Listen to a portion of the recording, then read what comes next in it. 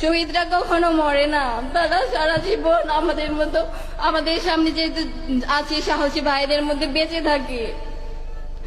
আমার আমার স্বামীর ইচ্ছা ছিল ন্যায় ইনসাফ ভিত্তিক রাষ্ট্র গঠন হবে। এখন সেই সময় এসেছে ন্যায় ও ইনসাফ ভিত্তিক রাষ্ট্র গঠন করার। আমি সবাইকে বলবো, আপনারা ঐক্যবদ্ধভাবে দেশে ন্যায় ও ইনসাফ ভিত্তিক রাষ্ট্র গঠনের জন্য লড়ে যাবেন।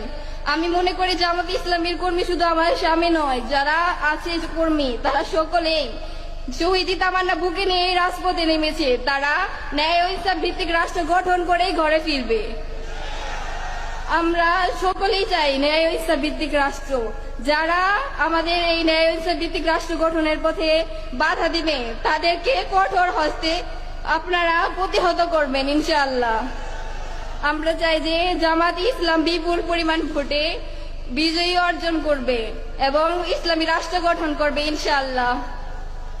আপনাদের কাছে বলতে চাই যে আমার ছোট্ট মাসুম বাচ্চার জন্য আপনারা দোয়া করবেন। সে সারাক্ষণ বলে আমার বাবা কোথায় গেছে, আমার বাবাকে এনে দাও।